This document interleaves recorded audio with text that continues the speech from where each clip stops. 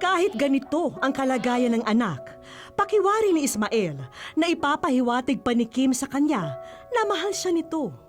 Pagkagabi, dumadating ako, wala una, gising pa yan. Pag dumating na ako, tulog na siya. Hinihintay ako. Noong ipinanganak daw si Kim, huli na raw nang nalaman nila na may sakit ang kanilang anak na congenital hypothyroidism. Huli na rin para agapan ang kondisyon. Pero hindi nila alam kasi wala pa nung newborn screening, wala pa. Tapos nung 6 months old na siya na-diagnose, dinala dun sa parang geriatric patient ng FEU. Yun nga, congenital hypothyroidism. Bali, mentally, na rin nga daw, parang mentally retarded. Ang maayos, masagana at masayang buhay noon ay unti-unting naglaho sa pagdaan ng mga taon. Hanggang sa ang munting espasyo na ito na lamang ang tanging mundo na alam ni Kim. Sa araw na ito, inanyayahan namin ang pamilya na madala si Kim sa ospital.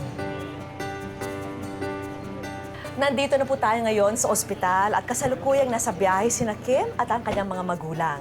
Sa loob po ng napakahabang panahon, ngayon lang magpapatingin sa espesyalista ang pamilya. Kaya abangan na po natin sila. Tara.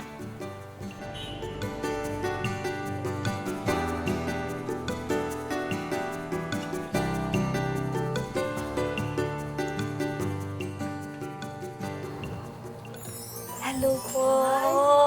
Good morning po. Welcome po sa wish ko lang. Hello po. Kamusta po, Tay? Kamusta po? Hello, Kim. O si Vicky. Wish ko lang pala to. Bilang alaala ng kanilang pagbahagi ng kwento ni Kim, inabot ko kina Ismael ang aming souvenir poster. Kayo ho ang bida dito. Tayo po. Medyo aligagana si Kim, kaya ipinakilala ko na si Doc sa kanila para masuri pa ang kalagayan ni Kim. Doktora, ito po. Si Miss Emmy. At si Tatay.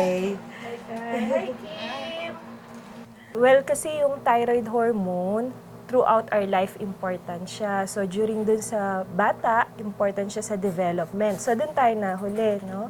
So, hindi siya lumaki, then nagkaroon tayo ng problem dun sa pag-iisip. So, ngayong adult siya, ang hinahabol natin is yung magiging effect naman ng thyroid hormone niya now that we're at the adult stage. So, ang gusto nating mangyari, maiwasan ang tuloy-tuloy na paglaki kasi baka mahirapan siya sa lunok, sa paghinga. Okay? So at least ma-address natin yung paglaki or mapaliit pa. Naikonsulta rin ni nanay ang kalagayan ni Kim sa isang psychiatrist. Mukhang meron na siyang mental retardation kahit noon bata pa siya. Ang makakatulong dito is yung pagmamahal ng pamilya. Makakatulong din na may mga taong aside sa pamilya ay tumutulong sa kanya, gumagabay, at lalo na kapag gusto nilang lumabas, no, importante dito na ang environment ay hindi masyadong magulo. Bilang unang hakbang para sa pagbuti ng kalagayan ni Kim, isang espesyal na pamamasyal ang itinakda namin sa araw na ito para sa kanya. First time niya makapunta sa ganitong lugar sa ganitong oras na maaraw at maliwanag. Habang pinagpahinga namin siya sa biyahe, siniguro rin muna ng aming kaibigang doktor ang kalusugan niya para sa paglalakad at pag-iikot dito. Dahil sa kanyang behavior, nakakulong na lang sa bahay. So, yung iba pang mga stimulus na kailangan natin, no? Visual stimulus, auditory, kulang na kulang. Ngayon, parang makikita mo, kanina tuwan-tuwa ako sa kanya kasi ngumingiti siya, ngumingisi siya, tumatawa siya.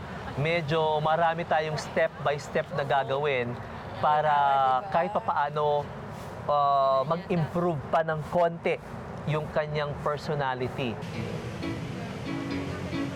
Sa loob ng isang oras, wala si Kim sa kanyang madilim na kwarto. Mga tanawin na bago sa paningin at pamamasyal na ngayon lang dinanas. At sa pag-uwi ni na Emmy at Ismael, Ito naman ang aming sorpresa para sa kanila. Muli nilang mabubuksan ang kanilang munting sari-sari store. At may sariling pedicab na pampasada si Ismael. Pati nga ang kwarto ni Kim ay pinalinis at inayos namin para mas maging komportable siya. Maraming salamat po sa inyo. Kanina nagwawala siya. Tapos ngayon, tuwa siya. Ang pagiging magulang ay puno ng pagsubok at sakripisyo. Pero itinuturo sa atin ito kung ano ang ibig sabihin ng walang katumbas na pagmamahal.